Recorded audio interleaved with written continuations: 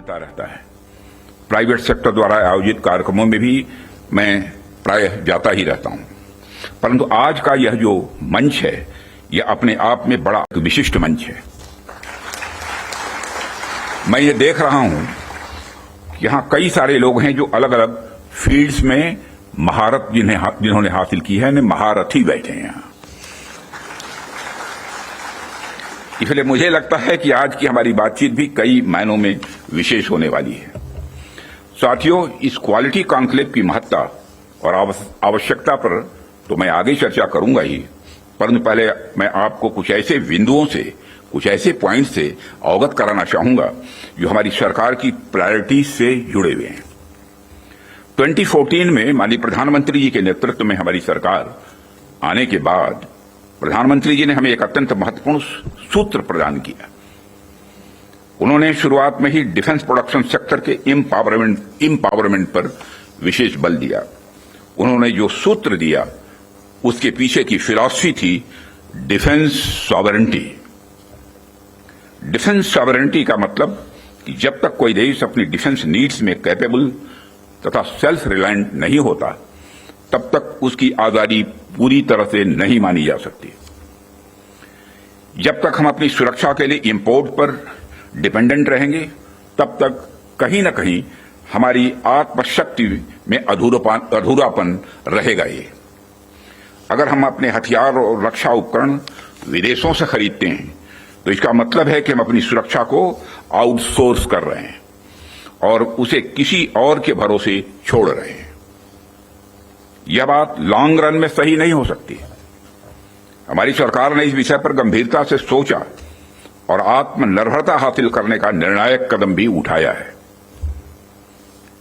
आप सब तो जानते ही हैं कि देश में पहले से ही ऑर्डिनेंस फैक्ट्रीज का एक इंडिजिनस सिस्टम रहा है और इन फैक्ट्रीज ने एक समय पर बेहतरीन काम किया और देश की सुरक्षा जरूरतों को पूरा करने में बहुत ही अहम भूमिका निभाई भी है। इनके अलावा हमारे पास डिफेंस पीएसयूज का भी एक मजबूत इकोसिस्टम पहले से ही है। हमारी सरकार ने डिफेंस प्रोडक्शन में क्वालिटी और क्वांटिटी दोनों पर समान रूप से बल दिया है। इसी दिशा में कई क्रांतिकारी कदम उठाए गए, जिनमें से कुछ महत्वपूर्ण कदमों का उल्लेख मैं यहां करना चाहूंगा। ऑर्डिनेंस फैक्ट्रीज का कॉर्पोरेटाइजेशन उनमें से एक अत्यंत महत्वपूर्ण कदम रहा है, जिसे हमने इंश्योर किया ताकि कम समय में ही डिफेंस प्रोडक्शन में व्यापक सुधार हो सके। यहां मैं जरूर बताना चाहूंगा कि ऑर्डिनेंस फैक्ट्रीज का कॉर्पोरेटाइजेशन हमारे लिए कोई बहुत सरल प्रक्रिया नहीं थी। इसमें अनेक जटिल प्रश्न थे और चैलेंजेज भी थे, परंतु हमने इसे इसलिए लागू किया क्योंकि यह एक अर्जेंट रिफॉर्म था। अब प्रश्न उठता है कि यह अर्जेंट क्यों था। इसका एक बड़ा कारण था क्वालिटी।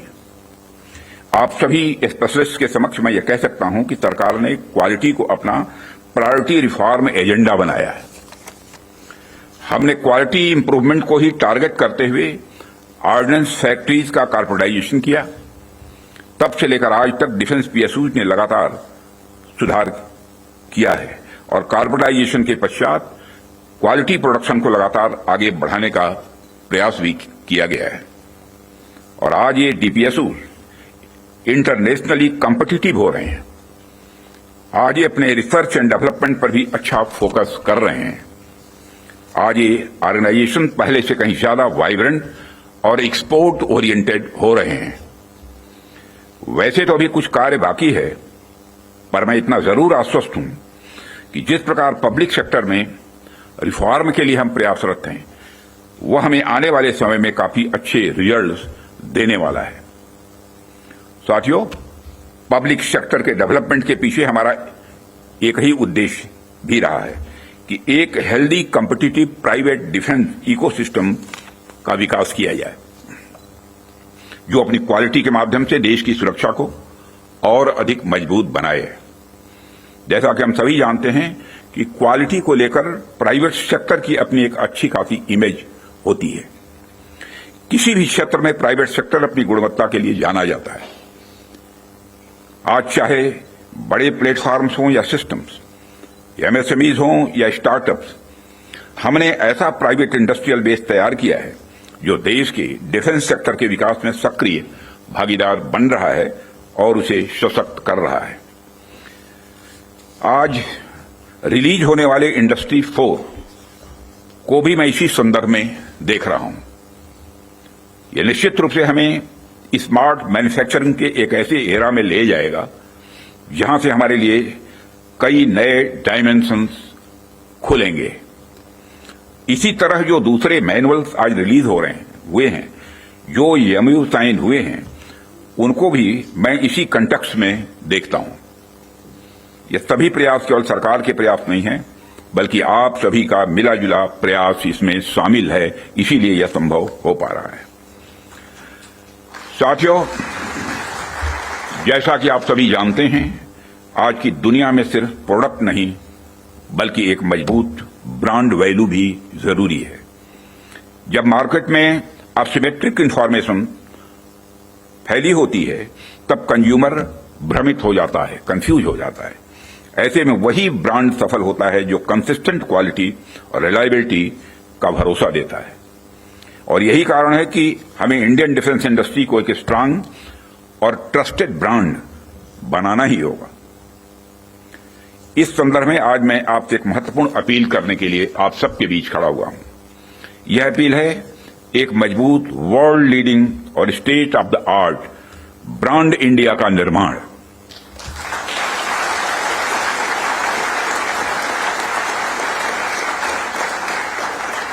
ताकि दुनिया की डिफेंस मार्केट में प्रोडक्ट्स को लेकर जब कंट्रीज के मन में डाउट हो तो वह ब्रांड इंडिया को चूज करे। Whenever in doubt, go for India। यह हमारी यूएसपी होनी चाहिए, यही हमारी यूएसपी होनी चाहिए। ब्रांड इंडिया का मतलब है कि अगर किसी इंडियन कंपनी ने कुछ प्रॉमिस किया है तो होगा ही होगा, होकर ही रहेगा। किसी प्रोडक्ट की भला फला रेंज तक मारक क्षमता है तो होगा ही होगा, यह भरोसा होना चाहिए। उससे नीचे का तो कोई सवाल ही खड़ा ही नहीं होता। किसी प्रोडक्ट की फला टेम्परेचर तक में काम करने की कैपेसिटी है तो होगी ही होगी, उससे नीचे का तो कोई प्रश्न ही नहीं खड़ा होता। यह होना चाहिए हमारा क्वालिटी एश्योरेंस और ब्रांड इंडिया का भरोसा।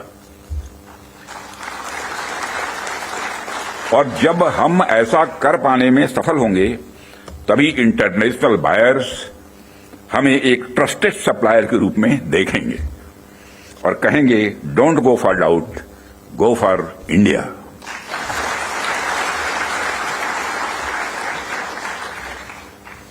साथियों, मैं समझता हूं कि इस दिशा में प्रयास करने का यह सबसे उचित समय है, क्योंकि इस समय जो परिस्थितियां चल रही हैं उसे आप सब देख रहे हैं।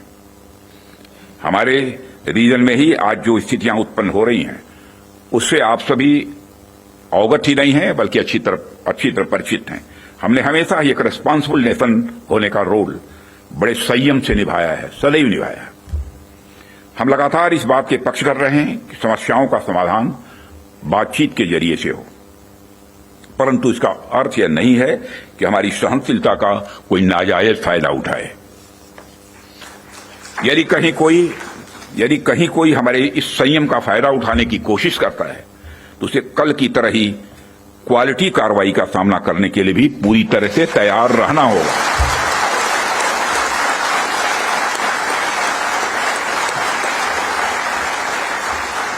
कल की तरह ही क्वालिटी कार्रवाई का सामना करने के लिए उसे तैयार रहना होगा।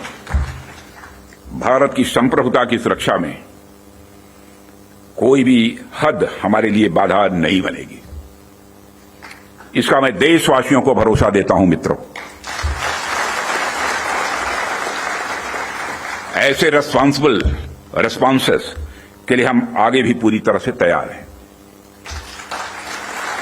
और यदि हमारी यह तैयारी बनी हुई है तो इसमें आपका एक बहुत बड़ा रोल है, बहुत ही महत्वपूर्ण रोल है। इसके लिए मैं आप सबको बधाई देना चाहता हूं, आप सबकी मैं सराहना करता हूं। भारत का यह expanding defence industrial universe Bharat का यह expanding defence industrial universe Bharat को एक अभूतपूर्व संबल प्रदान कर रहा है। और इसी प्रकार अगर आज के ग्लोबल सिनेरियो पर नजर डालें तो ग्लोबल ऑर्डर में हमें बड़े बड़े चेंजेस देखने को मिल रहे हैं। हमारे सामने कई अनसर्टेन डायमेंशंस ओपन हो रहे हैं। यूरोप से लेकर एशिया तक हर जगह कॉन्फ्लिक्ट्स बढ़ते जा रहे हैं। Ukraine Russia conflict, Israel Palestine tension और मिडिल ईस्ट अनरेस्ट ने यह साबित कर दिया है कि ग्लोबल स्टेबिलिटी आज अपने आप में बहुत ही फ्रेजाइल है। अभी पिछले कुछ समय से हमें यूरोपियन यूनियन और नाटो के सिक्योरिटी सिनेरियो में भी काफी हद तक बदलाव देखने को मिल रहा है। जो यूरोपियन यूनियन एक समय पर बड़े स्तर पर नाटो पर डिपेंड यूनियन आज बड़े स्तर पर री आर्मामेंट की ओर तेजी से बढ़ रहा है। जाहिर सी बात